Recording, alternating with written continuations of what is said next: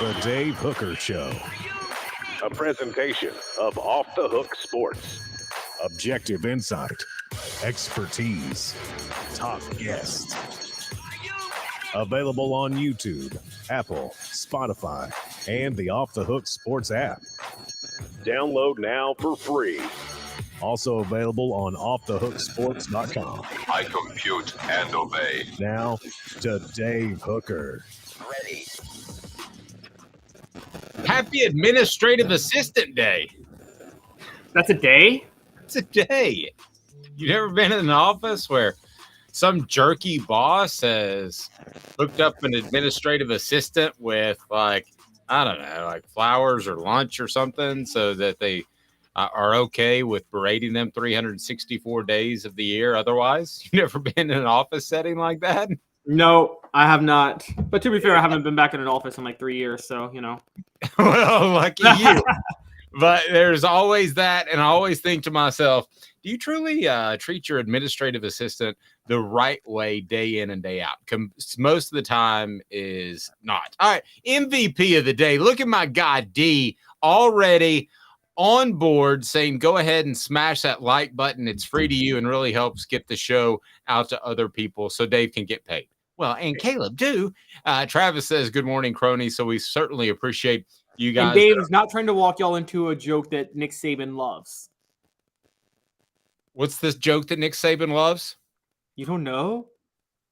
Oh, Saban's a huge fan of these nuts jokes. Like, huge. Like, he does it with his players all the time.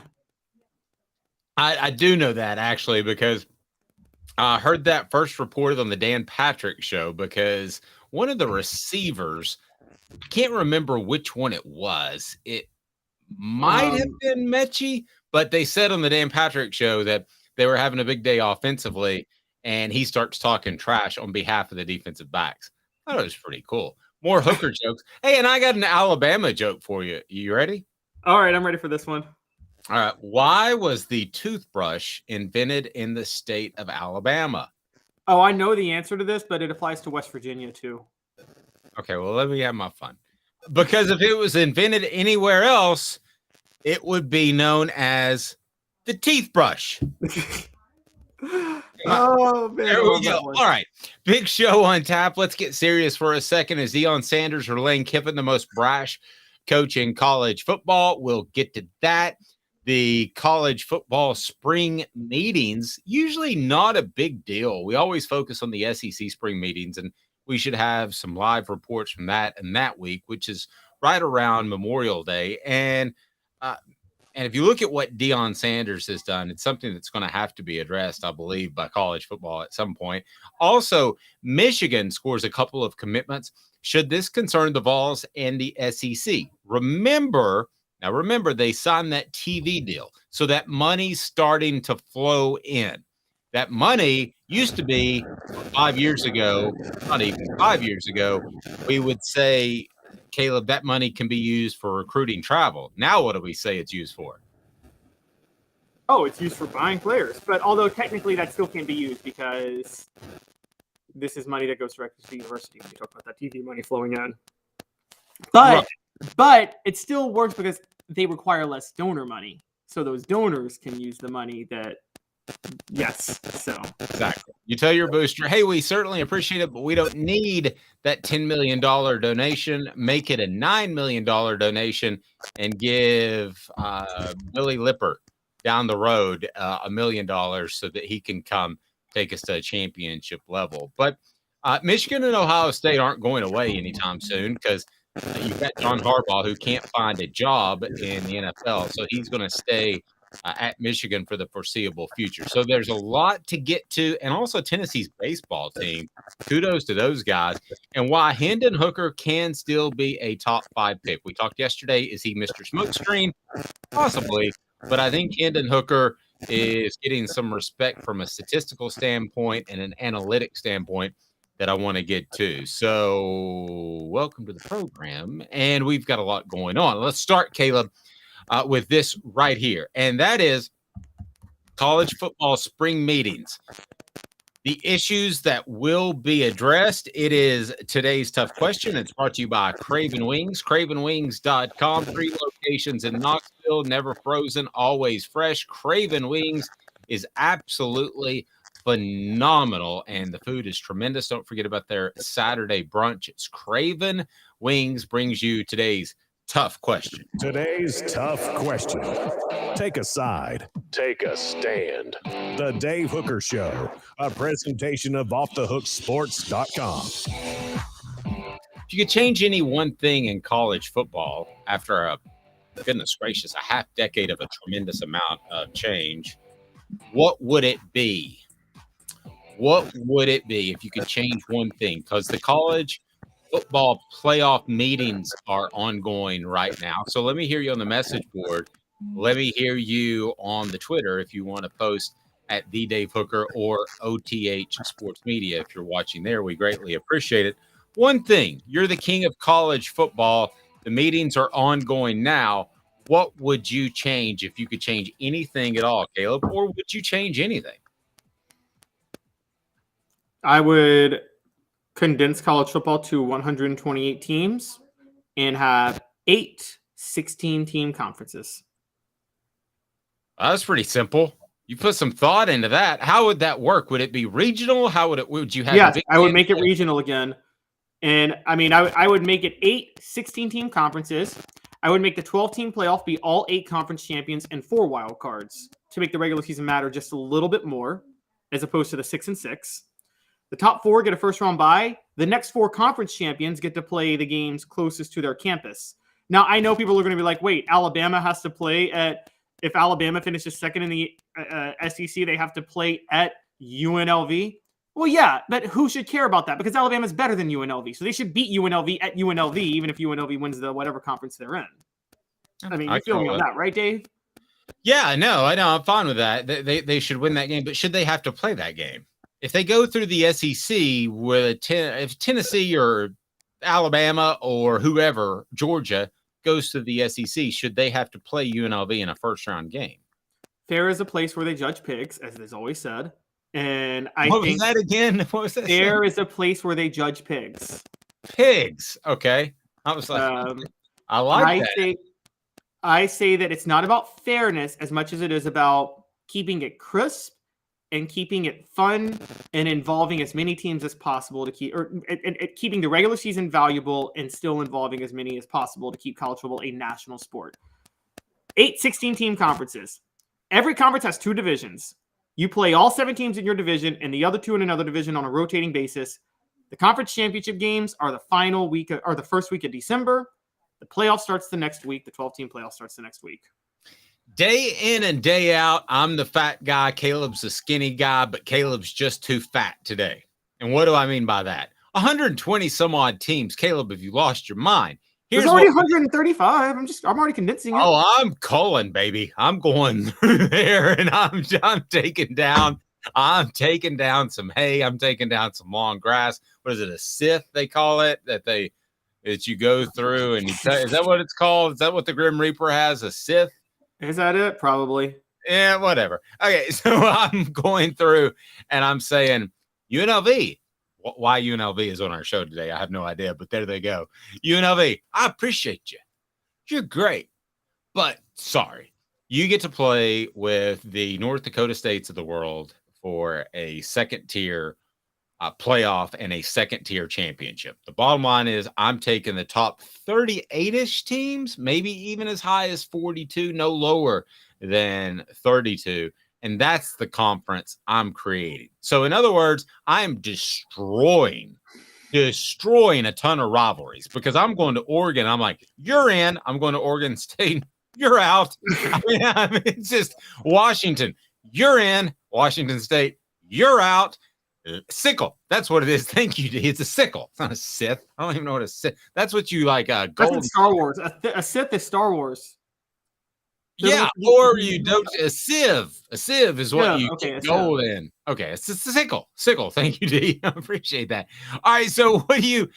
That's what I would do. I would have 32 to 42 teams in there, and I would include the top teams. And I am sorry. Yes, Travis, there will always be new rivals.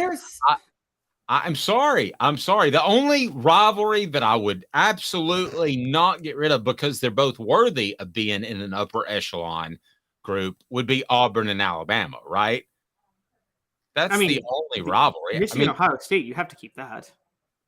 Well, yeah, but they're both in anyway. Sure. So they're both in anyway. And then, but who would you? I tell you, the tough one might come with Florida State, and Miami. That's Those already are been gotten rid of, though. But honestly, if what you're talking about happens, the opposite might happen. You might get the Florida State, Miami like trio rivalry back because you might see a scenario where they're in the same division. So I'm not saying your idea is bad. I just think I like college football being a fully national sport and having a lot of teams interested and having a point where, look, you still get the top 30 or 40 that can compete that are going to be winning a national title. These other teams don't get in their way. By the way, for the record, I want to say this. We should maybe name another example other than UNLV, because with sports gambling blowing up, UNLV might be a sleeping giant. I mean, the Oakland A's basically told Oakland that we're going to chill for 3 years before we move to Las Vegas. Yes. Vegas just has all of this. They have all this leverage. And I'm pretty sure UNLV is going to the Pac-12 next. That's my guess. I would think so. That makes a lot of sense. We'll talk to Josh Ward. He's a Raiders fan, but does anybody make a trip now to go see the Raiders play there? Or is it more like other fans that go see their team play the Raiders because it's in Vegas? I don't think the Las Vegas thing is going to work out, but that's a whole different argument. The thing that I just feel bad for Oakland. Within a matter of 5 years, they lost they lost the Warriors to San Francisco, which I'm sure there's an Oakland-San Francisco rivalry. I don't know about it, but I'm guessing it exists. They lost the A's and Raiders to Vegas. They don't have any pro teams anymore. Can you imagine? One of the things that makes college football special, can you imagine a college football program up and leaving? No, you can't. Oh, I can. Tennessee did it for about 10 years. Yes, it's all in the setup. I got Caleb there. All right, so the college football playoff spring meeting, it is underway, and that is going on as we speak this week. So what are some of the changes that we could see? I mean, you have to remember, this is still a somewhat shapen piece of mold here that they're trying to work into this beautiful sculpture, and it ain't there yet. I mean, just saying you got 12 teams, it's not there yet. So let me ask you, what are some changes? Throw some changes at me that the college football playoff is considering, and I'll give you my thumbs up, thumbs down. Hit that thumbs up on the YouTube, and it helps us bring in more listeners. And as Dee points out, I get paid. But so does Caleb. So everybody gets paid, including Caleb Giroux, who's been red hot on recruiting on offthehooksports.com. So what are some possible changes, some decisions to be made? And I'll go ahead and tell you the right one. And then I'll go ahead and text Greg Sankey after this and say, here they are. By the way, scale of 1 to 10, 10 being I am the dominant man in the room. When I speak, everybody shuts up. Where's Sankey? I'm not that high on him. I'm at a 5.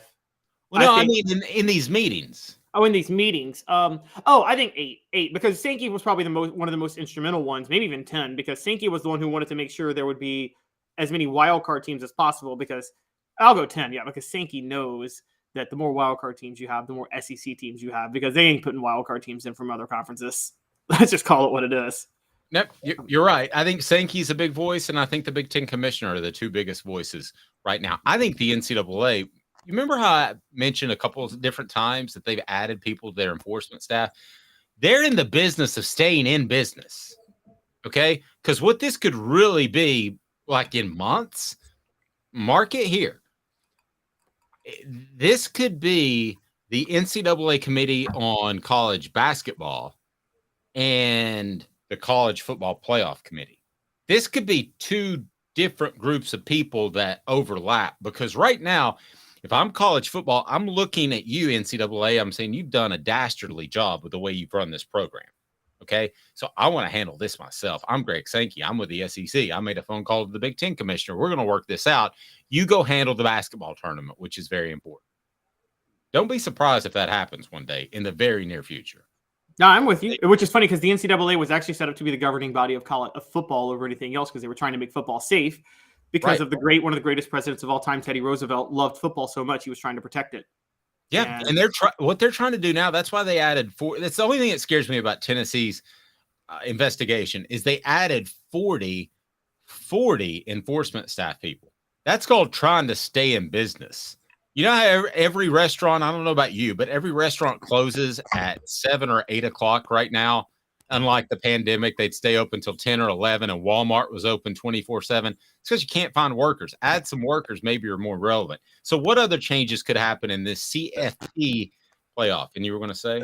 I'm sorry. Yeah, I want to bring up changes, but my mind just went. It's funny you bring this up about the NCAA. They're the royal family of college football. The royal family's business right now is staying in business and keeping credibility. They have no power in England at all. So the NCAA is the royal family of college football. Sorry, I just had to get that out there. That's a scary good take, is what that yeah. is. All right. So give me some possible changes. We got a lot to get to on the program today. We'll probably go long, so hang with us. We're live each and every weekday at 10 a.m. So hit that subscribe button. Be sure to hit the like button. Greatly appreciate that. Helps us quite a bit. And it's brought to you by Andy Mason of AndyMasonRealEstate.com. Andy Mason has over 40 years of experience in real estate in the Knoxville area. Don't lose thousands or tens of thousands of dollars. Go to AndyMasonRealEstate.com because he has the absolute best service, the best prices in the real estate biz in Knoxville. So give me some changes, message board as well, and let me get your thoughts. Now, Travis says he really negotiates SEC TV deals well. Rim shot, and I'll give you one of those as quick as I can because I'm still getting used to my phone a little board. The one thing I can get to really quickly is the name of Nico because people give me a hard time. But negotiates SEC TV deals well. I think he will. I think the Big Ten won up the SEC. But for now, let's look at the college football playoff possible changes, and we'll tell you if we like them or not, if they're good for college football or not. So these aren't changes as much as just things that need to be addressed. Okay. And the biggest thing that needs to be addressed is the future playoff schedules. Right now, the way things are set up, college football has a week 0, but de facto opening weekend is Labor Day weekend, right? That's when college football starts, Labor Day weekend, even though there's that week 0 before. Labor Day weekend is like, isn't that like one of the greatest opening day weekends like in any sport? Like, yes, it's the 3-day weekend, college football, like, so it starts then. Right now, you get 12 games. That creates just enough room for 12 games, 1 bye in the middle, and then the conference championship weekend, the first weekend in December. Their issue is they don't want to have playoff games be played on the same Saturday that the NFL starts playing regular season games, which is the weekend after that first weekend of December. So in order to have this 12-team playoff happen, they're going to have that first round of playoffs games be the first week of December. For money reasons, the conferences don't want to give up their conference championship games. And you also can't get rid of 12 games. The teams need the 12 games for their budgets and also to recover the budgets of smaller schools that play them. So what you could have is college football move up a week and start week 0. Like everybody starts week 0, basically. If it's everybody, that's fine. I hate the sporadic ones unless there's a lot of hubbub around them. And Tennessee used to play in those. They played Colorado one year. They played somebody else. I can't remember. They played Iowa, I think, in New Jersey. Like, yeah, one of the major years. Yeah. So they played a couple of those, and that's cool. What's crazy is Eric Bieniemy, should be the hottest coach in the NFL, didn't play in the Colorado-Tennessee game, and a guy named Pritchard ran for like 180 yards. But nevertheless, Chuck Webb also lost track of time and kept running with 5 seconds on the clock. If he goes down or gets out of bounds, Tennessee can get a game-winning field goal.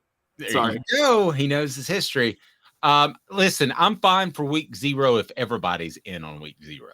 I don't like, unless you're going to make this some big production that they did with those games, kickoff classics. I don't like when 1 or 2 games are just in week 0, just thrown out there. I don't like that. I think it diminishes the game. I'm not fine with it. I think the NCAA should take the NFL head on and the NFL would fold, not the NCAA. First weekend of playoff games on a Saturday, most people, this is my gut feeling, more people would watch the college football playoff games. And I think You're talking about, we're talking about two different things. I said I don't like the week 0. So you're saying that. No, you're saying you're fine with the week 0 if everybody moves it up to make it week 1. Right. Yeah, I'm not. I love college football starting on Labor Day. This is a tradition.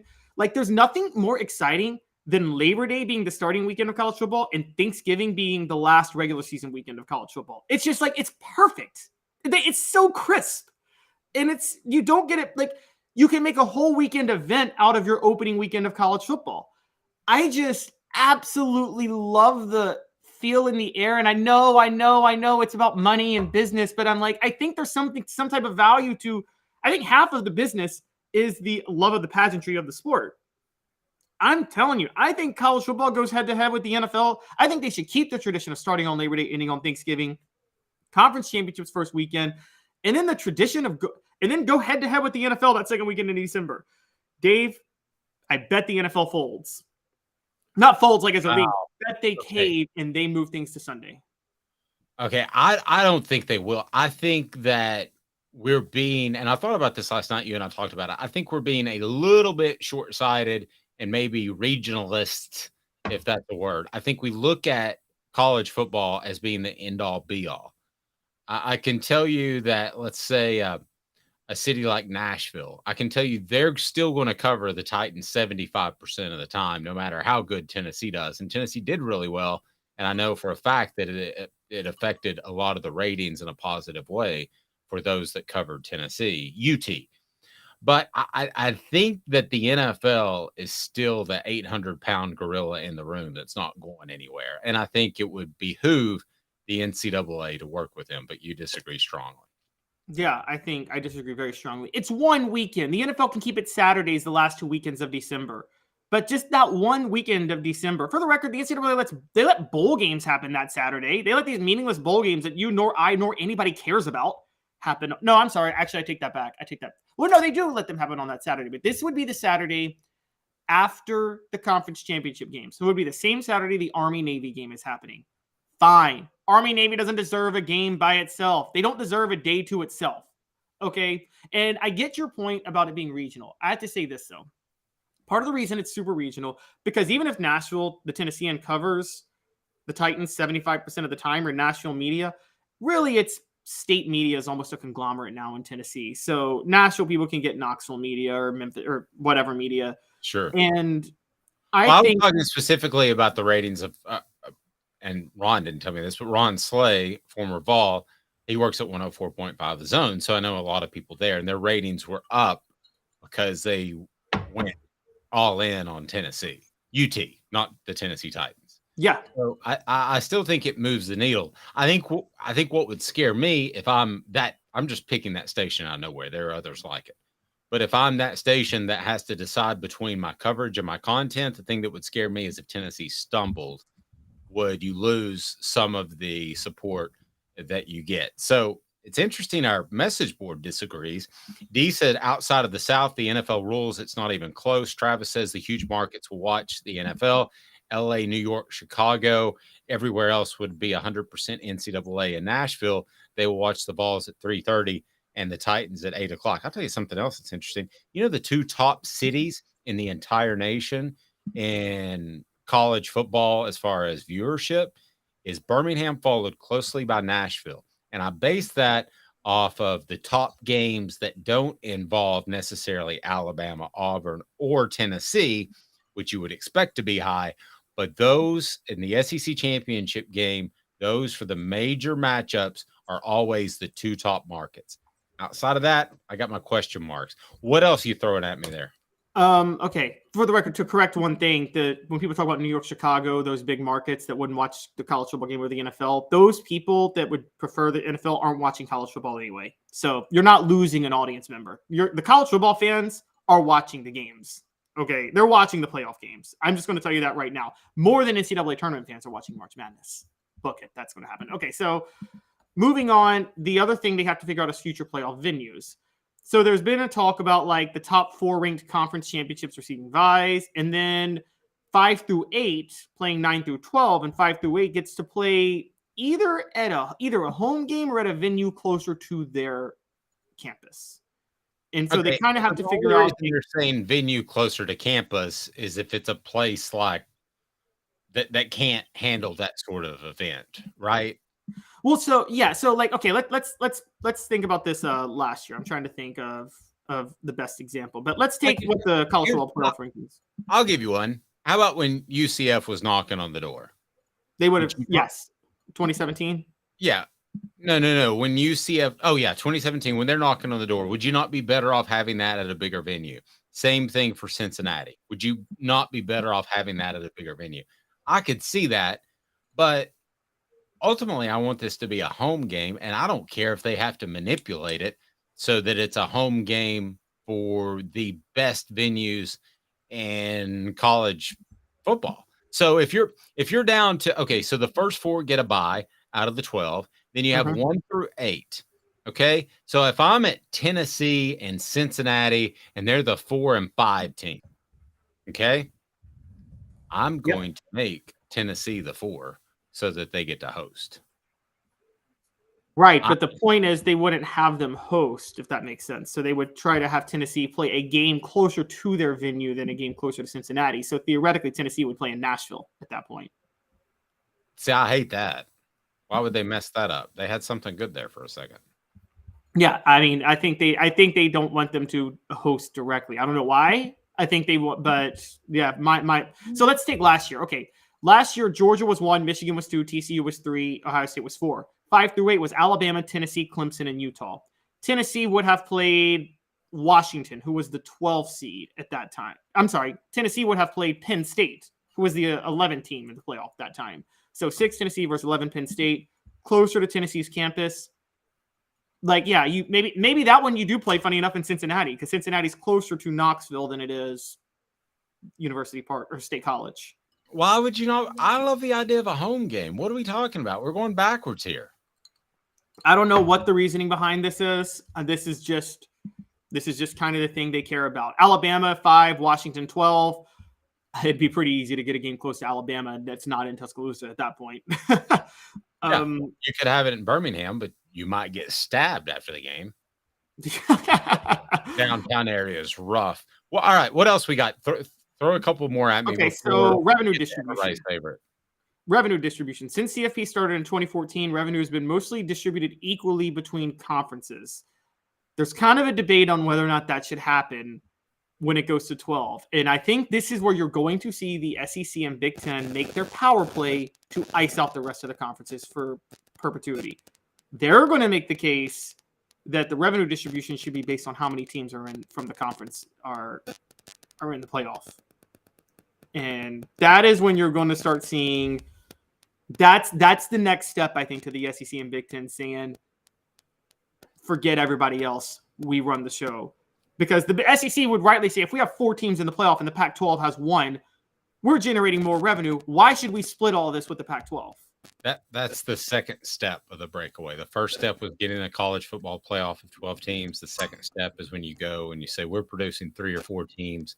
Your conference, the Pac-12, is producing 1 over the past 4 years. We need a bigger share of the pie. And then Oregon, if you don't like that, you can jump into this big time, what I like to call the Hooker Conference, which is 32 to 42 teams. If you want to jump in, great. If not, too bad. Vassy Lawn and Garden, Man Alive, it's worth the drive. I don't care if you're in Cleveland. I don't care if you're in Nashville, Knoxville, Memphis. That's worth the drive. Chattanooga, they've got industrial and commercial mowers. Vassy Lawn and Garden, go to vassy.com. Man Alive, it's worth the drive. So in exactly 2 minutes, who is the most brash coach in college football? It may not be Lane Kiffin anymore, believe it or not. 2 minutes. Who is challenging Lane Kiffin for the most brash coach in all of college football? He's doing a pretty darn good job. 2 minutes. Hang tight. To own the more that owns every job, then get to Vassy Lawn and Garden in Cleveland and get you a Toro. I'm David Vassy, here to talk to you about Toro.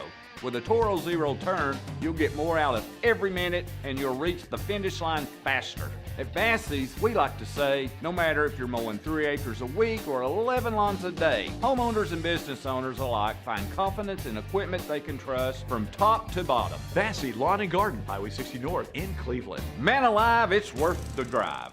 Hi, Mike Davis here with City Heating and Air, reminding you to always dare to compare. Our team provides quality local heating and air service, installation, and maintenance across East Tennessee. We use only the best equipment like American Standard heating and air conditioning for your residential, new construction, or commercial needs.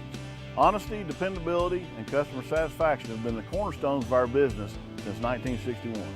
City Heat and Air. Dare to compare.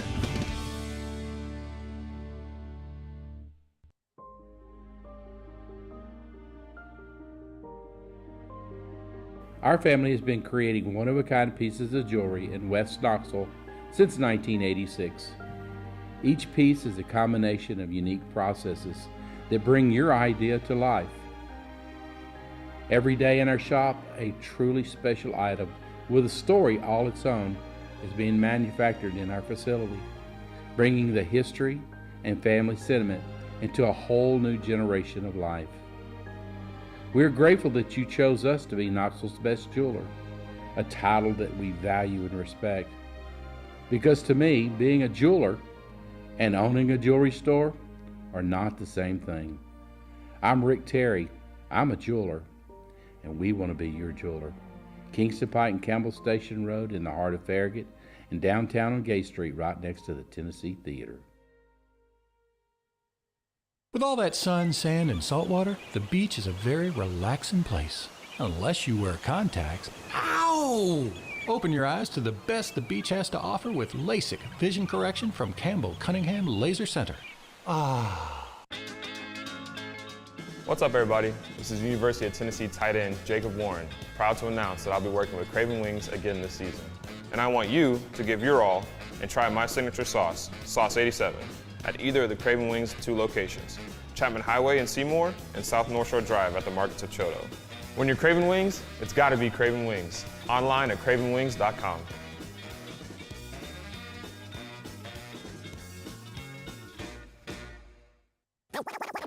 You're listening to The Dave Hooker Show, a presentation of OffTheHookSports.com. The internet is full of pictures of each and every one of you.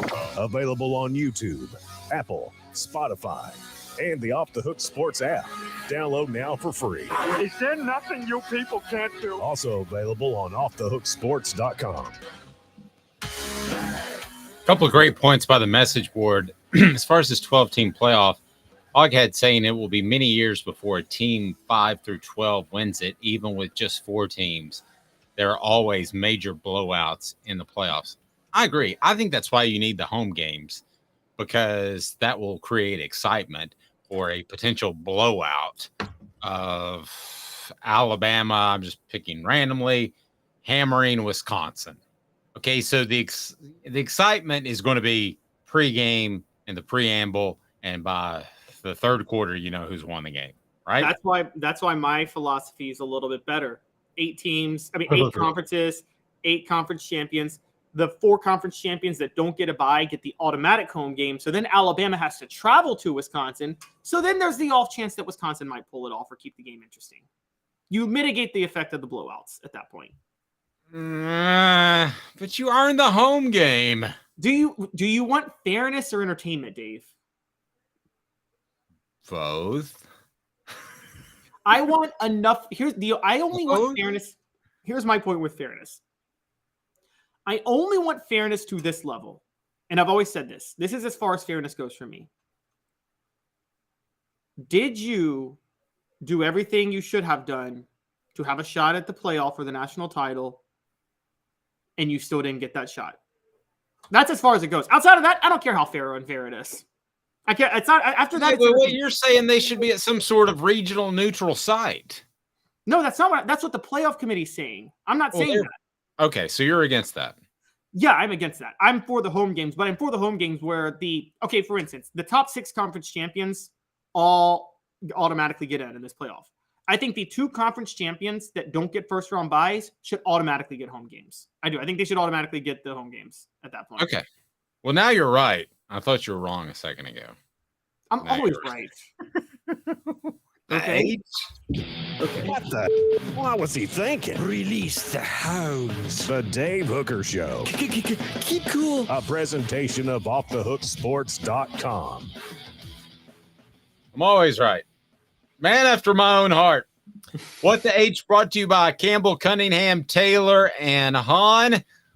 Look at me. I don't have glasses or contacts because I had a LASIK. I'll tell you more about that here momentarily. So what the H, this reported by, I believe it was the perhaps Denver paper. As of Tuesday evening, 23 Colorado football players have entered the transfer portal since Saturday's spring game concluded, bringing the Buffs down to, I know Caleb knows. Yeah, well, let me double check. Do you know how many returning scholarship players they have? I actually don't. How many? Guess. Out of an 85 allocation, what do you got? I'm going to go 50. Lower.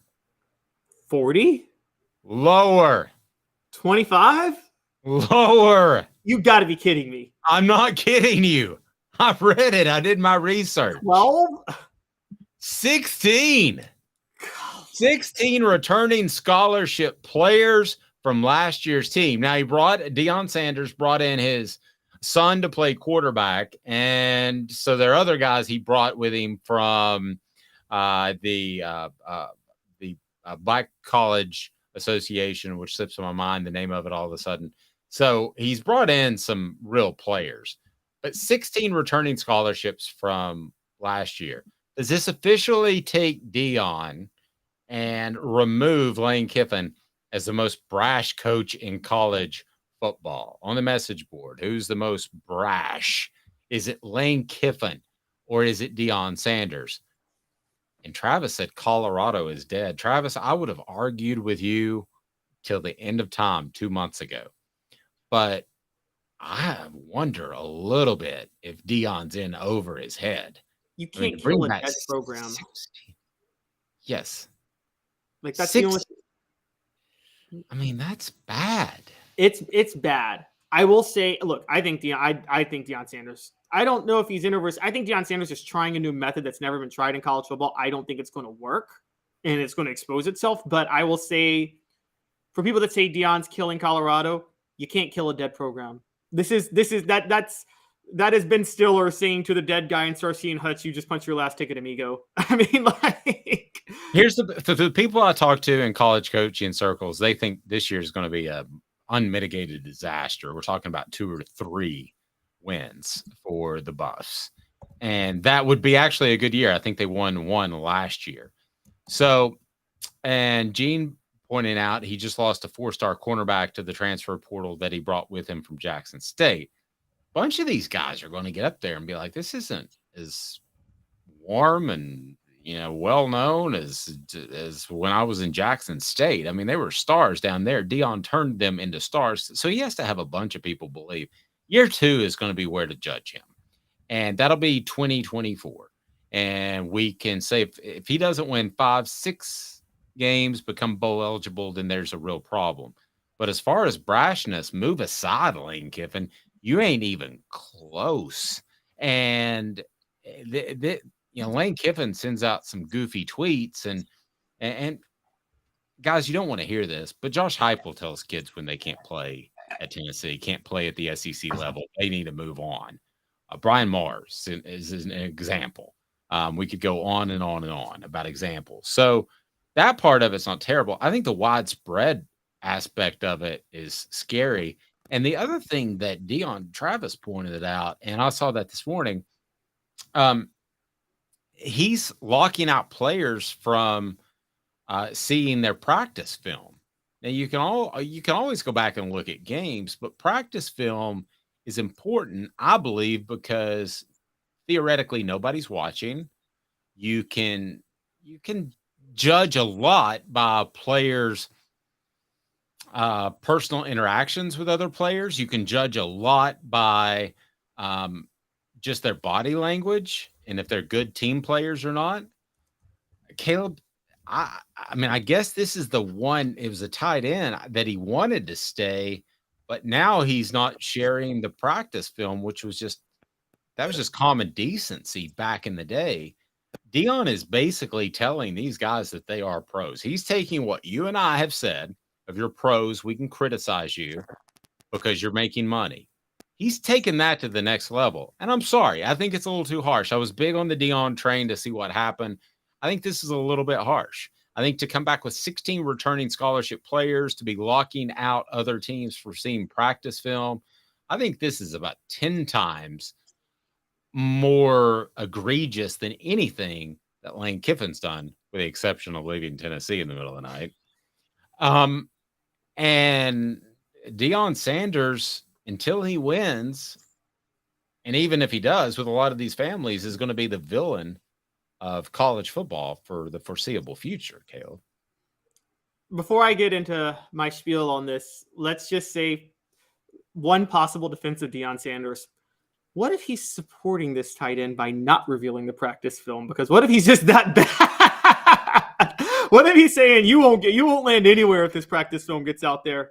I'm joking, obviously. Well, I'll throw another one at you that's kind of similar, but maybe a little bit more plausible. Maybe he just doesn't have the peeps. Okay. I mean, Colorado does not have $100 million athletic budget like Tennessee does.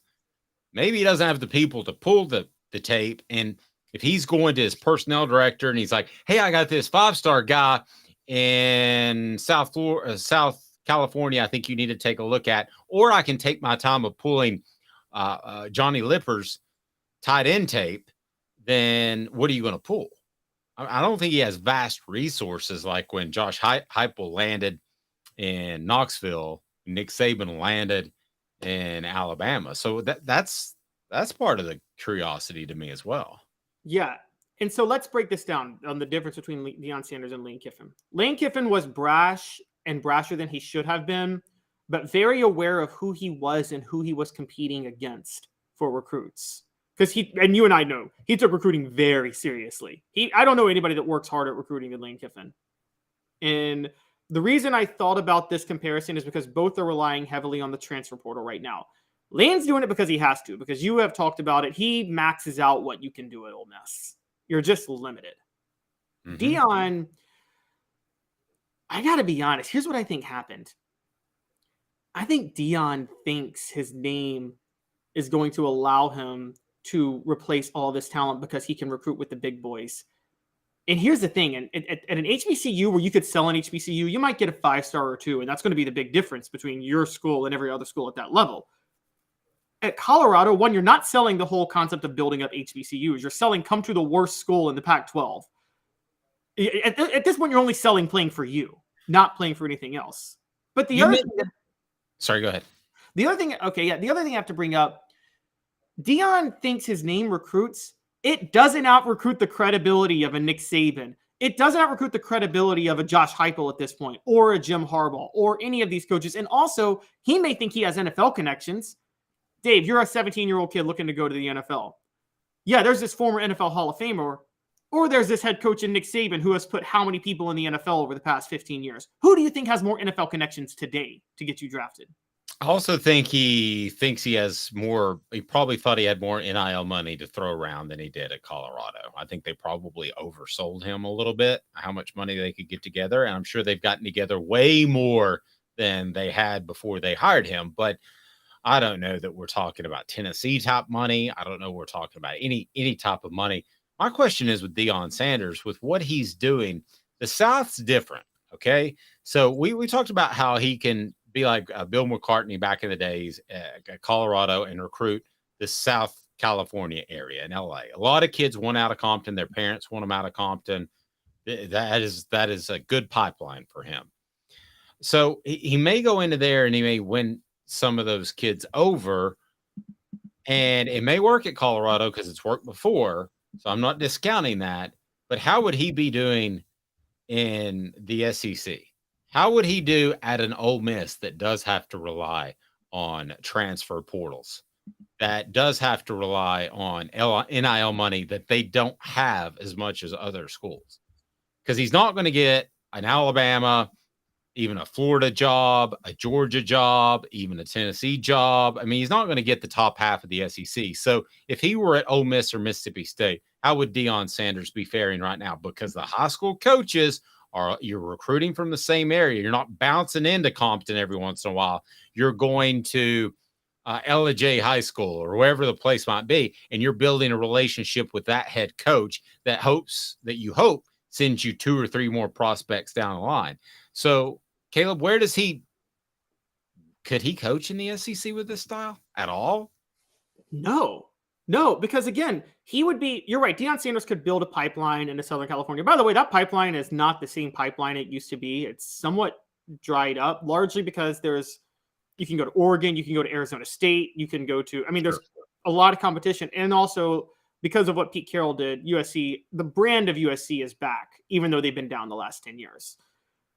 And so to bring up Deion in the SEC, yeah, you think he's going to convince a kid? For instance, we talk about Nick Saban. Let's talk about Kirby Smart. Okay, Deion Sanders, I think, is from Georgia, I believe. I think he's from Atlanta, isn't he? And I'm not sure. Let me check. Go ahead. But you think, honestly, Deion Sanders is going to be able to out-recruit Kirby Smart for Georgia kids? Because I don't. Oh, no, he's from Florida. Yeah, Fort Myers. Fort Myers. Okay, he's just played for the Falcons for years. So I don't think Deion Sanders is going to be able to go to Atlanta and say, hey, I played for the Falcons and I'm Deion Sanders. Commit to me because I can sell your NFL career. I think Kirby Smart's got a lot more to sell about your NFL potential. Georgia's just had 14 players taken in the NFL draft last year. They're probably going to have another 10 taken this year at a minimum. That sells more than this Hall of Fame cornerback from the 90s. Okay. So I want to ask you this. Deion versus Lane Kiffin. Who would have better success? We know what Lane's done in the SEC. Who would have better success in a somewhat similar approach brought to you by Campbell, Cunningham, Taylor, and Hahn? In a somewhat similar approach, Caleb, basically Deion's is amplified immensely over Lane Kiffin. Who would have better success? Would it be Deion Sanders if he got, I don't want to say Mississippi State. I'm trying to come up with a comparable program to Ole Miss. There's really not one because they're right there in the middle. I want to say South Carolina or Auburn. Yeah. To me is right at that second tier. Could he have success at all or have more or less success than Lane Kiffin is having and had at Ole Miss? I think, honestly, it would probably be... Could I say exactly the same? Could I say it'd be exactly this? I think Deion Sanders' brashness is at another. You know what? No, I'm going to say he'd have less because here's one thing that Lane Kiffin's very big into analytics because he knows that's how Ole Miss can get their advantage. You know, Deion is former player, jock. He's not a guy that's going to care about analytics at all. He's probably only eye test and that's it. And so I think he would have far less for 2 reasons. One, I think Lane Kiffin is I know you may not like him, but Lane Kiffin is a special offensive coach. You and I both agree with that, right? Oh, yeah. Yeah, I mean, he's top 10 offensive minds in the country based off what he's done in his career. And I think Deion, this is something that Travis posted on the message board. I think Deion would have a lot of trouble with his flash selling the big defensive tackles that really are the difference between being a championship contender and not in the SEC. That's what Alabama got. That's what Georgia has now got, are those big war daddies in the middle. And are they going to be excited by Deion? No, probably not. I mean, that's why an elite defensive line coach, as you've talked about, is the most important recruiter on your team because the defensive line coach is they want to, whatever I think about Ed Orgeron as a head coach, defensive linemen want to commit to play for Ed Orgeron. I mean, you want to play for him. And go ahead and give Chuck Smith a call. Yeah. Defensive line. Call Derek. Weren't Deion and Chuck Smith teammates at the Falcons? And they would have to be, yeah. Call Chuck Smith. And then have 13 men on the field by accident. And, I mean, I'm sorry. The difference is Deion will publicly low number. If the over-under's at 13.5, I'm taking the over. The difference is Deion Sanders would publicly throw Chuck Smith under the bus. Whereas Dooley privately threw him under the bus, and then they had that falling out at the end of the year. But like Dooley didn't. Deion Sanders would publicly be like, "This guy screwed up." It was all him. I said this about Trooper Taylor and Bruce Pearl at the time. There was a lot of flash there, but there was also a lot of substance. I thought that was the case with Deion. I suddenly have my doubts. It's the nicest way I can put it. Portions of the program brought to you by Azul Beer, xulbeer.com. Azul Beer has parking downtown, and they are absolutely phenomenal. xulbeer.com, worldwide award-winning craft beer. That's zulbeer.com to learn more. A second location upcoming, but that downtown location in Knoxville has some incredible panoramic views and room and a fantastic place to hang out. All right, so should Tennessee and the SEC be worried about the Big Ten in recruiting? They're making a run, and I believe there should be some concern. 2 minutes, and I'll tell you why. Family has been creating jewelry since 1986, each piece unique with a story all its own. I'm Rick Terry with Rick Terry Jewelry Designs. I'm a jeweler, and I want to be your jeweler. We're grateful that you chose us to be Knoxville's best jeweler. My family and staff look forward to serving you. So please come see us.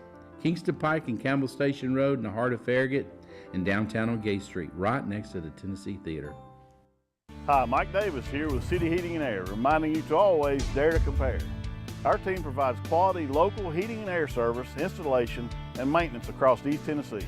We use only the best equipment like American Standard heating and air conditioning for your residential, new construction, or commercial needs. Honesty, dependability, and customer satisfaction have been the cornerstones of our business since 1961. City Heat and Air. Dare to compare.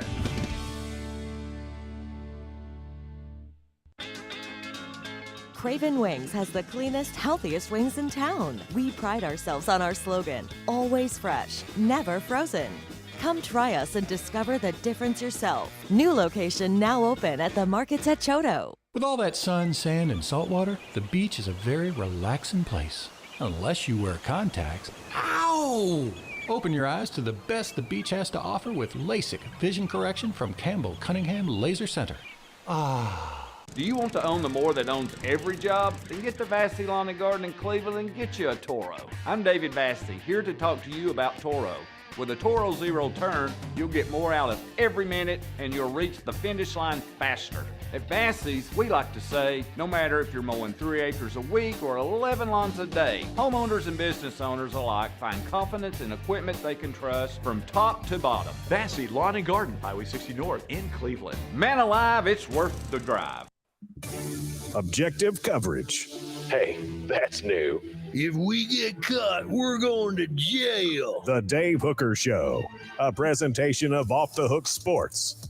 YouTube, Apple, Spotify, and the free Off the Hook Sports app. I'm going to need to see some identification. Back to Dave Hooker. Why Tennessee and the rest of the SEC should be concerned about recruiting in the Big Ten. Big picture, macro view time. Coach Prime, by the way, trending on Twitter. I guess we pushed him up there. Brought to you by crafttreats.com. Let's get into that right now. So Michigan doing pretty well in recruiting. The top of the recruiting rankings are usually pretty much held for SEC teams such as Alabama, Georgia, recently LSU. We've seen some other teams get up close to the top. I'm talking top 5, not top 10 to be clear. But now Michigan atop the list. Why, Caleb? So yesterday, Michigan picked up 2 big commitments. They picked up a 4-star Connecticut defensive lineman. Guys, is college football coming back in the Northeast? No, Gerard Smith is his name. He's a 4-star, 6'3", 265. So he's probably more on the defensive end, on the ends or on the edge rusher, but still big pickup. And then this is key for Michigan. If anybody knows Jim Harbaugh's system and how they run their offense, 4-star tight end Brady Prescorn is his name, out of Rochester, Michigan. He committed 6'6", 225. They also right now have a 5-star quarterback in the class, Jaden Davis, one of the best in the class. They have the number 1 class, and Ohio State has the number 2 class. Now, I want to be upfront about this. Alabama never really gets going until May or June. Everybody talks about Alabama struggling in April with their recruiting class, and then July hits and they have the number 1 class and they hold it for the rest of the time. That's usually how it goes. And we know why, right? Because they're able to evaluate longer and they still have a great chance of getting the guy. Yeah, exactly. They can spend more time on the they can spend the time that Derek Dooley used to spend on evaluating players before he used to give out offers. But he didn't. I say that in a critical way, by the way. Yeah, he didn't go see Von Bell in Chattanooga, which was a 90-minute drive. But yeah, don't get me started there. But yeah, I mean, Michigan up at the top, and then give us the rest of the top 5 according to Michigan's number 1 on 247 Sports Composite. Ohio State's number 2, and they're a close second, by the way, because they actually have more 5 stars. Georgia's number 3, LSU's number 4, Penn State's number 5. Florida State, for the record, is number 6, so you don't get your second SEC team until, and this is a big concern for Tennessee. This is bigger than even Michigan. South Carolina, number 7 right now. Right. And South Carolina, I think that Tennessee opened the door. I wrote about that. I think Tennessee opened the door, which led them to beat Clemson in a close game, led to a high publicity game against Notre Dame that they lost in the bowl game. But I think Tennessee opened the door for South Carolina. I don't think South Carolina is going to stick there, but I think the concern about the Big Ten is real. And here's why it's real, is because you have one solid coach in Jim Harbaugh, and then you have a recruiting machine. I don't think Ryan Day's nearly as good of a coach as his peeps would have you believe. But I look at those 2 programs, and I think they're always going to recruit at a high level. But they've got something else. It's all that TV cash coming in, Caleb. And again, if you didn't hear us earlier in the program, we said, no, that cash doesn't go directly to players, but you're allowed to go to another booster who, I don't know, maybe he was going to spend $10 million on the new edition. You tell him, we're good. Why don't you spend $9 million on the new edition and give $1 million to whatever it may be called, the Claw Club for the Wolverines. We officially named their new collective. That's how they'll handle things. And that will have an impact on how they play football in the fall. Most importantly, it will have an impact on how they play football in the college football playoff. So if you're an SEC fan, you want that new TV contract to kick in for the SEC like it did for the Big Ten, because that was a huge monster deal. You cover TV media and stuff like that better than I, Caleb. That number of going with Fox and different groups, that was a monster number that the Big Ten landed. The SEC dropped a massive ball, and I keep saying it. The contracts are going to kick in at the same time, and at that point, the Big Ten is going to have a much bigger advantage. I don't, for the life of me, know, and maybe he is. Maybe we don't know anything. I can't for the life of me understand why Greg Sankey, as far as we know so far, has stuck in this contract with ESPN when that deal was made before Texas and Oklahoma were negotiating to join the SEC. You would think that Greg Sankey would come and the SEC would be able to come back to ESPN and say, all right, we got to negotiate a better deal here because our value is way bigger now all of a sudden with Texas and Oklahoma. But they're sticking in the same contract. And if that thing stays at $3 billion, I'm fine with being stuck with ESPN. I'm fine if you want to do one network. But if you're staying in the $3 billion contract that you signed before Texas and Oklahoma joined, when this thing goes into effect in 2024, and you let the Big Ten fleece you and get a $7 billion deal across 4 different networks, that's really, really bad management. And someone needs to call him out on that. And I mean, I'm sorry to be so hard on Greg Sankey. I don't give him a lot of credit for Texas and Oklahoma joining in the first place. They reached out to the SEC. I don't know a conference that would say, no, Texas and Oklahoma, you can't join us. And so I think that Greg Sankey, at the very least, needs to be going back to ESPN, and he's up that thing to $5 billion at a minimum. Otherwise, the Big Ten is going to be lapping the SEC in recruiting. Well, I think you will get that number up, but I'm still a fan of going with one network, and you're forgetting ABC to a certain extent, just because I think most of us, 90% of us, still look at SportsCenter as the go-to for the recent highlights, and I think they will help create a Heisman candidate more so than Fox ever could.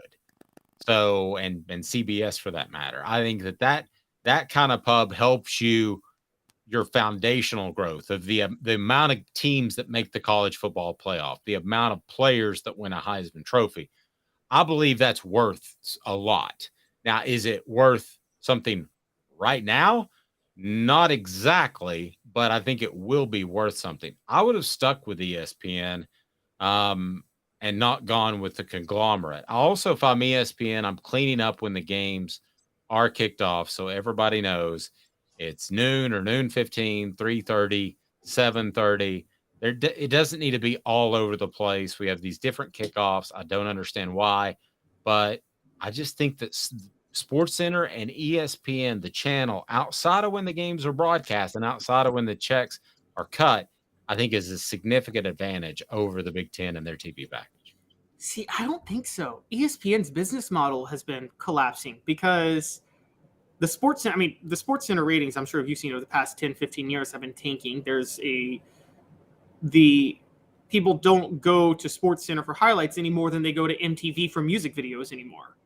And I think that there's a big issue. There's so much cord cutting going on. Look, I think it's the SEC. This deal by the SEC is keeping ESPN afloat because sports cable packages turned out to be bad deals for the cable companies. They just did because there's cord cutting going everywhere. The SEC doing what they're doing is going to be enough for people like me, you, anybody that likes college football, which is a lot of people, everybody across the Southeast, to spend the money either through streaming or through cable to make sure they have ESPN, ESPN2, ESPN News because they want to watch the SEC teams. I think the SEC had way more leverage in this negotiation. If they wanted to stay with ESPN, fine. They should have demanded more. They should have demanded way more than what they got. And it's one thing for Greg Sankey to get $3 billion. Big Ten comes and gets $5 billion. And then Greg Sankey's like, okay, we need to do $4.5 billion because we had a Texas and Oklahoma. No, he got $3 billion. And then the Big Ten went and negotiated a $7 billion deal. And the truth of the matter is what's happening right now is this is part of finessing. Dave, you play the stock market a little bit, I'm sure. Part of the stock market is guessing what other people are going to value, isn't it? Sure. Yeah. The Big Ten has accurately guessed that the networks are valuing TV market over brand size. They're wrong to do that. They're absolutely wrong to do that. But the Big Ten recognizes that the networks are stupid. So they're like, hey, we can still finesse the networks. And so they're getting way more money for a brand that's not as good. NBA's been doing this for years. NBA is not as valuable as what they get paid for. But they fleece the networks on their value all the time. And, I mean, that's brilliant business on their end. Yeah, it's all about leverage, basically what it comes down to. Do you have that leverage? You don't need leverage to eat a great product from Craft Treats. Just go to crafttreats.com. They have the chill pills with the CBD in them that will help with your pet's digestive issues. Also, they'll help with the anxiety issues. And don't forget about arthritis as well. That is, again, the chill pills are fantastic. Crafttreats.com. They've got non-CBD treats as well that you need to check out because your pet will love it. Use the promo code Off the Hook. That's the promo code Off the Hook for 20% off your purchase. And so you've got to check out crafttreats.com. You were saying compare Ohio State and Michigan. You lost me a little bit on your note there. I was taught, yes, I think I want to know where you are on this, but look, Ohio State's a better job than Michigan if you just take it at face value, being in Ohio. But with Ryan Day at Ohio State, Jim, and what Michigan's been doing, and Michigan being Ohio State the last couple of years, are we in a position, given what we're seeing with recruiting, that Michigan is about to surpass Ohio State as a better job just because Ryan Day in danger of getting in trouble? Is he running the program somewhat into the ground? Not into the ground, but he's average, and they thought he was the next wonderkind. They thought he was very special. That's why they didn't care about Greg Schiano leaving when Tennessee made a run at him. They really weren't upset about Urban Meyer, and they kind of facilitated that and greased the wheels. I've got a really good source at Ohio State. They loved Ryan Day. So is he running it into the ground? No, but it's just kind of stagnating a little bit.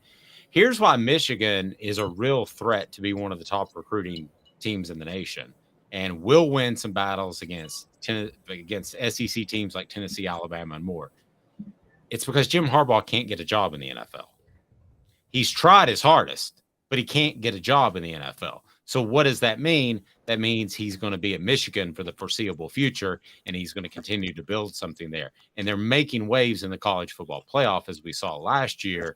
And I'm just telling you, he is going to continue to make waves in recruiting. That's not going away anytime soon, Caleb. I agree. I think Michigan is I've said for years, Michigan's one of the more overrated jobs in football. I just don't think it's that good of it. They have half a national championship the last 70 years or whatever in college football. And that was the one they split with Nebraska in 97. And I have a feeling Nebraska would have beaten them had they played head to head. But I would say that Michigan, I think that with Jim Harbaugh there and Ryan Day keeping the program stagnant, I think you're going to see Michigan be able to get into Ohio a little bit more often. So beyond the NIL and the money and the name of Jim Harbaugh, Michigan can get into Ohio and Pennsylvania maybe a little bit more often and get some recruits there because Pennsylvania is still a good football state too.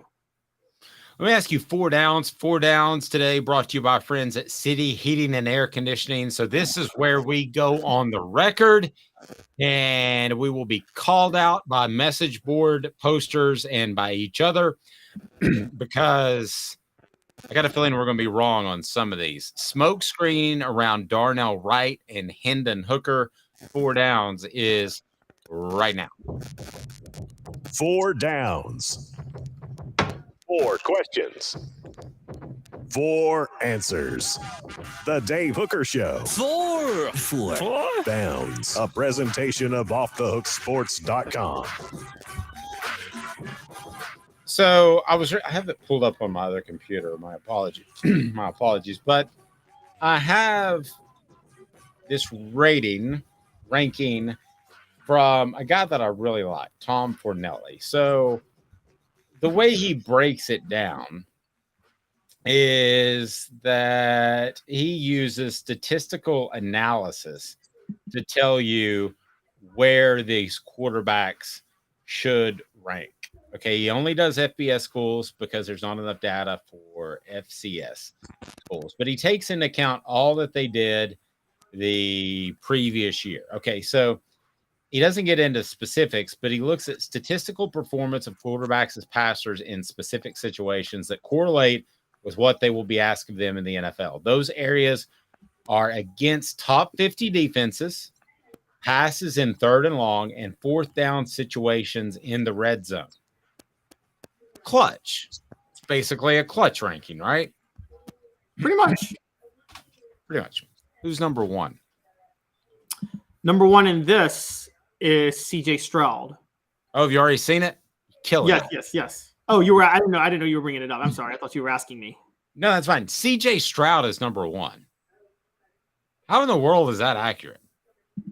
What clutch gene did he show as they played a pathetic schedule last year? Am I missing something? And I'll get to Hendon Hooker in a second. They don't show the flaw in this is it doesn't show the throws made and how tight the game was. So, for instance, Ohio State could be up 21-0, and CJ Stroud converts a 3rd and 25, but they're up 21-0. Does that make sense? So, like, if and they're facing a top 50 defense. Yes, exactly. What he has talked about, to be fair to this list, this isn't a list necessarily of the best quarterbacks. This is a list of the quarterbacks you should avoid, which he makes very clear on that, which is that this list, it's not so much that you can bet on the top, but you can just bet against the bottom. Okay. So I would have thought Bryce Young would have been number 1. Okay, but he's not, and he's really not even close. Using the ratings, it's like a 4.09, and Bryce Young has a 3.11, so it's almost a full point. So Bryce Young's 2nd. Who do you think is 3rd? Well, I know who's 3rd. Do you want me to answer? You got the list.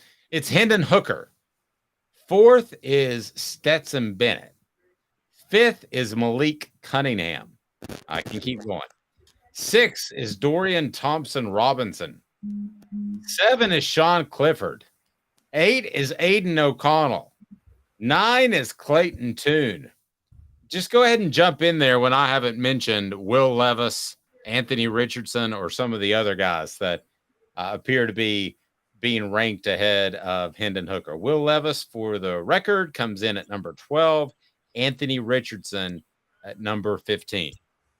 Those are the type of picks that get you fired as a GM. Yes. So what this list means is you can't guarantee that Bryce Young, CJ Stroud, or Hendon Hooker will succeed. You can guarantee that Will Levis and Anthony Richardson will not succeed. Okay. That's what the list shows. So what we're trying to do is we're trying to find our way through the smoke screen, because there are a lot of smoke screens around the draft. So I ask you, Caleb, first down, end of the day, this is our final say. The draft is this week. Where does Hendon Hooker go? Closest wins a gift certificate to Craven Wings. How about that? So I did my picks yesterday on where I think and everybody's going to land. You guys can check it out on offthehooksports.com. And I gave the specific round, pick, and team I think is going to take them. I think Hendon Hooker goes in the second round with the 37th pick to the Seattle Seahawks. Okay. So I'm going to play over-under with you. I'm going to go over. And this has nothing to do with Hendon Hooker. Please don't hate me on the message board. I just feel like this is a smoke screen. I feel like there's a lot of smoke screening going on to scare people into trading up because Hendon Hooker might go with pick 27 overall. So I'm gonna take the over. So basically, I have Hendon Hooker in the third round. Second down, Darnell Wright. First round for sure, or is this a smoke screen to get people to trade up and try to grab him? This is first round for sure. He's going to the Pittsburgh Steelers. He's going to be the 17th pick by Pittsburgh. They need an offensive lineman. Darnell Wright's a perfect fit for them. I think he's a perfect fit too, but man, 17 seems a little high for me, especially for a guy that before last year, people have questioned his work ethic. Now that might be people nitpicking. That might be smoke screening. Yeah, let's bring this up because I talked about this yesterday. Bob McGinn, an NFL scouting reporter, says that one scout has quoted Darnell Wright as, quote, never being much of a worker, barely does enough to get by, doesn't cooperate. Dave, you told me yesterday that some of those things were said about Wright before last year, right? Yeah, I think he was a ho-hum player before last year. Okay. Sounds crazy. I would have believed that that's not a smokescreen because it jives with what you've told me. The reason I believe it is a smokescreen now to try to lower him so he'll be available is because the phrase doesn't cooperate. I've never heard doesn't cooperate. This is a guy that willingly moved between right and left tackle his whole career. He may not be a hard worker, but he seemed like he always did what he was told at the very least. That's a good point. That does sound like draft BS. All right. Byron Young. What's your over-under on him? You made the pick on offthehooksports.com. Yep, I've got Byron Young going with the third pick to the Buffalo Bills. Third round, not third pick. Third round, 91st pick to the Buffalo Bills. Buffalo has Von Miller coming back from an injury. They probably don't see Von Miller as their long-term answer at edge rusher anymore. Byron Young can sit behind him for a year or two, develop at the position, and be ready to take that role. I'm taking the over because I don't hear anything about Byron Young. So I think teams are. I'm basing mine off smoke screening and my history of being able to read this in the past. So the highest rated Vol, as you have on offthehooksports.com, besides those three that we mentioned, that'll be fourth down. Who is it? My personal highest rated, who I think is going to be better. I'm sorry? Kidding. Paxton Brooks. Paxton Brooks. No. My personal highest rated is Cedric Tillman, but I think Jalen Hyatt's going to go higher than him. I think the Dolphins are going to take Hyatt with the 51st pick in the second round. They had, if Jalen Hyatt, best case scenario, Dave, wouldn't you say is Tyreek Hill?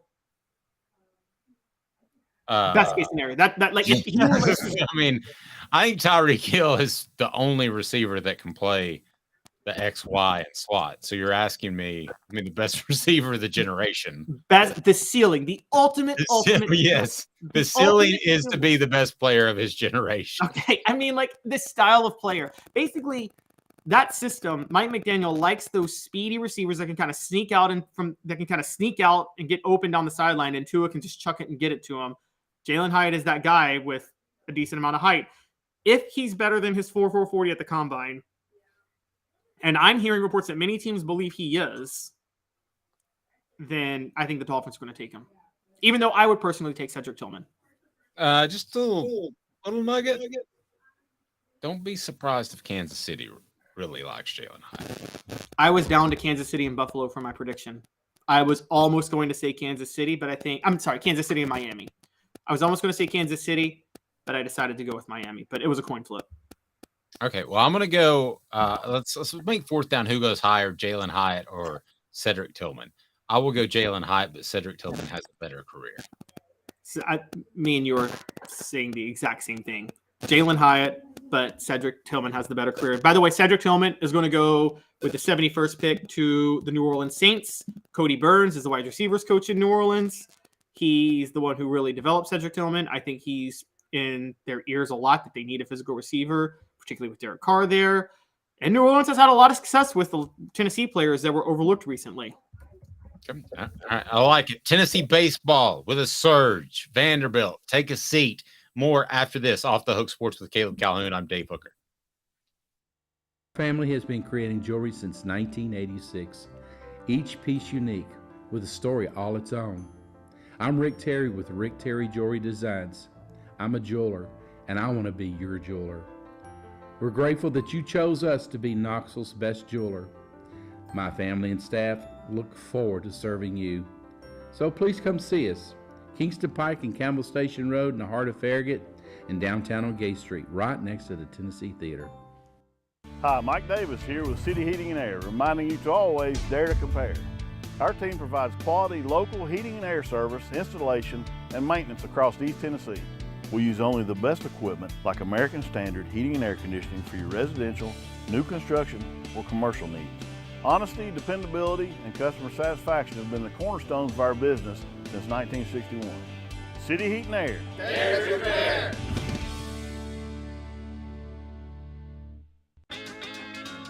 Craven Wings has the cleanest, healthiest wings in town. We pride ourselves on our slogan, always fresh, never frozen. Come try us and discover the difference yourself. New location now open at the markets at Choto. With all that sun, sand, and salt water, the beach is a very relaxing place. Unless you wear contacts. Ow! Open your eyes to the best the beach has to offer with LASIK vision correction from Campbell Cunningham Laser Center. Do you want to own the more that owns every job? Then get to Vassy Lawn and Garden in Cleveland and get you a Toro. I'm David Vassy, here to talk to you about Toro. With a Toro Zero Turn, you'll get more out of every minute and you'll reach the finish line faster. At Vassy's, we like to say, no matter if you're mowing 3 acres a week or 11 lawns a day, homeowners and business owners alike find confidence in equipment they can trust from top to bottom. Vassy Lawn and Garden, Highway 60 North in Cleveland. Man alive, it's worth the drive. Objective coverage. Hey, that's new. If we get caught, we're going to jail. The Dave Hooker Show, a presentation of Off the Hook Sports. YouTube, Apple, Spotify, and the free Off the Hook Sports app. I'm going to need to see some identification. Back to Dave Hooker. Welcome back. Fred saying that he is getting updates via the message board because he's at Cracker Barrel and he can't hear us. Fred, you have a great one. Now, my contention was that Cracker Barrel should put the show over their speakers and just loop it at all times. What's wrong with that? That sounds like a great plan to me. Yeah, we can make that happen. Tennessee baseball, back? Are they contenders? What do you make of the sweep against Vanderbilt? What I make of it is I think everybody was freaking out way too much earlier, and I spoke about this with Josh Ward last week. Tennessee baseball returned their pitching staff, but they had an entirely new lineup. And there were a lot of errors that were happening, and there were a lot of issues specifically offensively. That happens with a new lineup. It was going to take a minute for them to get going, and all three transfers stepped up last weekend. And their offense has finally found its rhythm. They run-ruled Vanderbilt in the second game, then scored 10 runs in the third game. Then they just scored 19 runs against Bellarmine. So starting pitching was fine the whole time. It was the defense and the lineup and the hitting that needed to step up, and it's happening now. And I think that was naturally going to happen. You just had to get guys used to playing at this level. That happens in baseball. Tennessee baseball coverage brought to you by City Heating and Air Conditioning. Integrity matters. cityheatandair.com, and they will make sure that your new unit is perfect for your home, or maybe you don't need a new unit and you can save thousands. Gene says Tennessee baseball is just fine. Again, brought to you by Integrity Matters. Go to cityheatandair.com, City Heating and Air Conditioning. Caleb, I think it is just fine. I mean, I think that Tennessee baseball, you have to take this as a reality, whether or not you like it.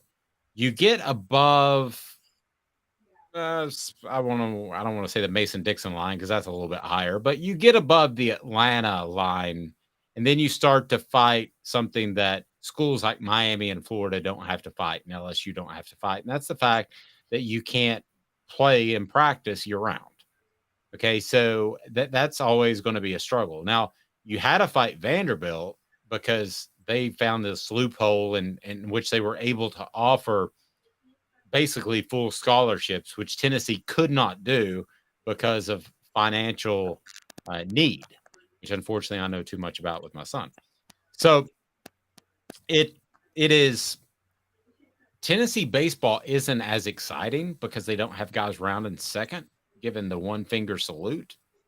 But that doesn't mean it's not a good, stable program. That doesn't mean that Tony Vitello forgot how to coach. You had something pretty special last year.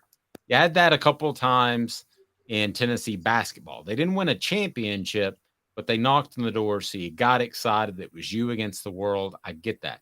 But there's nothing wrong with what they're doing this year, even though it's not quite as exciting, Caleb. Right, exactly. This was naturally going to happen with so much turnover. And maybe the program needed a little bit of criticism and humbling because I think they were front running a lot last year. And I think that when you're a front runner, when things go wrong, you can kind of not know how to handle it a lot of times. And look, they showed that they know how to handle it. I mean, I say it from the other end. My Grizzlies, I'm a big Memphis Grizzlies fan, the ultimate front runners. Things are a little tough now, and John Dylan Brooks refused to do interviews with the media the other day. They melt down. It's like, oh, you're able to talk a big game when you're winning, and then when you're losing, you melt down. Cam Newton, NFL, anybody? And I think Tennessee baseball decided, hey, because you and I both know, everybody was ready to pounce on Tennessee baseball for losing because of the way they've been talking. And they earned it. And usually I will say, oh, you shouldn't say that, but I think Tony Vitello made reference, maybe he didn't, but somebody made reference close to the program that everybody had that game circled on their schedule. That is absolutely true, Caleb. There is zero. Everybody. And so you have to give Tennessee credit for responding to Sweet Vanderbilt after doing that. I mean, I think let's go to one of our favorite coaches to always bring up, but we all know the way Steve Spurrier did all that talking in the mid-'90s. Remember? To Bobby Bowden, to Tennessee, Free Shoes University, can't spell citrus without UT, the Auburn Library burns. He was like, the real tragedy is half the books weren't colored yet. But did you ever notice that, like, latter half Spurrier was he made his course, but he was a lot more humble when he faced teams. And I think what happened was he was doing all that talking after the national championship game, and then the next year his team got shocked by LSU and Georgia.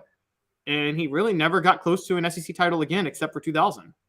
They've got Mississippi State, not counting midweek games, Georgia, Kentucky, and South Carolina left. If you look at the standings right now, they're behind Kentucky, ahead of Georgia, way behind South Carolina, who leads the East. So Tennessee right now, 27-14, 8-10 in conference. They need to be above 500 in conference. If they do that, considering Gene pointed out they lost 8 Major League Baseball players from last year's squad. Listen, if they're 500 in conference and they make the SEC tournament, they make potentially the NCAA tournament, that to me is a pretty darn good follow-up year to what was a historically crazy good year last year. Easily. And as you and I both know, just making the SEC tournament, just making the NCAA tournament, you have about an equal shot as everybody to win. It's the most gimmicky tournament. It's more gimmicky than March Madness. I mean, it is a complete crapshoot. I don't think the number 1 overall seed has won the tournament since 1999, I think. And last year, Ole Miss won it all, didn't they? Wasn't Ole Miss the base? I think Ole Miss won it all last year, and they were 14-16 going into the tournament. So I just Anybody can win this tournament. It is the luckiest tournament there is. So I think that Tennessee will be fine. Heck, even if they, like right now, I think they'd still be in the SEC tournament, but the SEC is so loaded. Even if they don't win the SEC, even if they don't get to the SEC tournament, you still might see them get into the NCAA tournament. Well, Gene brings up a good point. Are they not very similar to Ole Miss this time last year? Yes. Just kind of middling there, in middle of the pack, and they're not drawing great attention to themselves. Could they be the Ole Miss of last year?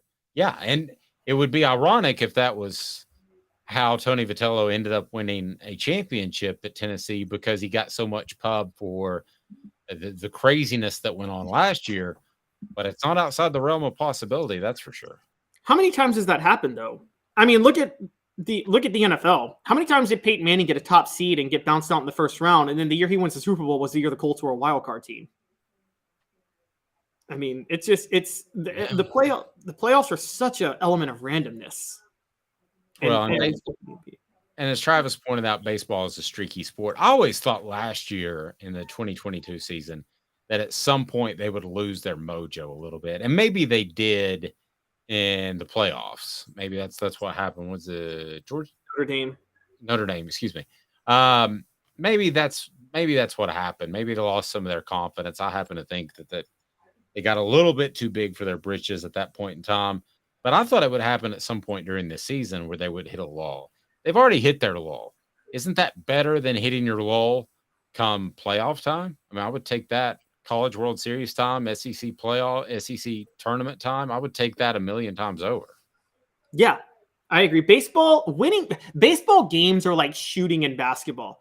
You can be in a slump and you don't know when you're going to hit that first shot, but you hit that first shot, you're going to hit 10 more after that. Baseball, you don't know when that first one's going to come, or that first, the first part of the hot streak's going to come, but then you hit it and you're hot for forever.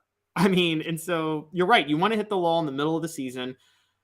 I mean, the last two champions entered, I think, unranked. Now, Mississippi State wasn't like Ole Miss last year. Mississippi State was 20-10 and second in the West in 2021. But nobody saw Mississippi State winning the College World Series that year at all. So Tennessee could be one of those teams this year. They're not as entertaining. They're not as scintillating, but let's be honest. If that's not a Tennessee team that you're rooting for, you look at some of the stuff they did last year and you think, that's over the top. I don't want to take my kids to see that. That's not good sportsmanship. I mean, let's be honest. That's the way it was. Flipping off the camera at a home run. Yeah, no reason for that. I mean, listen, you'd rather win a championship with a bunch of jerks flipping birds and all. I'm not saying they were jerks. You'd rather win a championship any way you could do it. But if you had a pick, you would like to do so with a little bit more humility and sportsmanship than the Vols showed at times last year. I think that's pretty evident, right? True. On the other side, one of the reasons there were so many things that were gotten wrong. Like, I don't know if you remember ESPN falsely reporting Evan Russell being suspended for PEDs or failing a drug test last year. And in reality, he was dealing with a mental health issue. Like, if I'm Evan Russell, if I come back and hit a home run, I'd be flipping the bird at the ESPN cameras at that point. I'm like, because that's a really serious thing to say. Are you a big bird flipper, for the record, Caleb? Just with my friends. Not on camera. I asked Cooper Mays if he was a big high fiver. Because 420 was also National High Five Day. Did you know that? So two ways to get high. Yeah. It's pretty good. I'll leave you with that. Have a fantastic day, everyone. He's Caleb Calhoun. I'm Dave Hooker. This has been a presentation of Off the Hook Sports. We've got the app. We've got a podcast everywhere that you might listen to your favorite podcast. And we also are with you each and every weekday at 10 a.m. He's Caleb Calhoun. I'm Dave Hooker. A presentation